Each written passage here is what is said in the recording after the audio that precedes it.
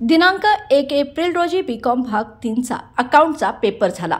Paper सुरू झाल्यानंतर थोड्याच वेळात प्रश्न क्रमांक 2 मधील ए व बी हे 16 गुणांचे 2 प्रश्न चुकीचे असल्याचे विद्यार्थ्यांच्या लक्षात आले।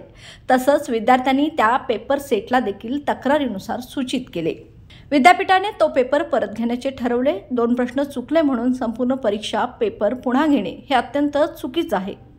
कारण अनेक विद्यार्थी जॉबला आहेत तर काही अनेक ग्रामीण भागातून येतात।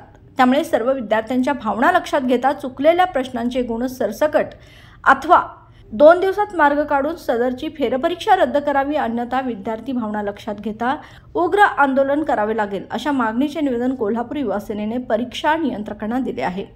यावेळी उपस्थित विद्यार्थ्यांनी ही तीव्र शब्दात प्रशासनाच्या निष्काळजीपणाचा निषेध केला आहे।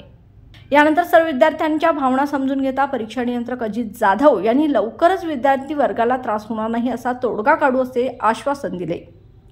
यावेळी युवती सेनेच्या अमृता मादिमगिरी तसेच शेकडो विद्यार्थी उपस्थित होते। पण त्यांनी आम्हाला थोडा वेळ थांबायला लावलं। ते झालं, त्यांच्याकडून रिप्लाय आला की तुम्हाला फोन देता येतील म्हणून। आम्ही पत्र लिहिले, अर्ज केले, कॅश म्हणून कन्सिडर करा म्हणून। पण नंतर त्यांनी सांगितलं की नंतर पेपरला आलं की 10 तारखेला डायरेक्ट त्यांनी पेपर घेणार नाही। हे काय, आम्ही प्रामाणिकपणे पेपर सोडवलाय 16 मार्काचा। त्यांनी ज्याने जो क्वेश्चन सोडवलाय 16 मार्काचा जो बी आहे त्यांना 16 मार्क ते मिळालेच पाहिजे। मग आमच्यासाठी पूर्ण 40 मार्काचा परत क्वेश्चन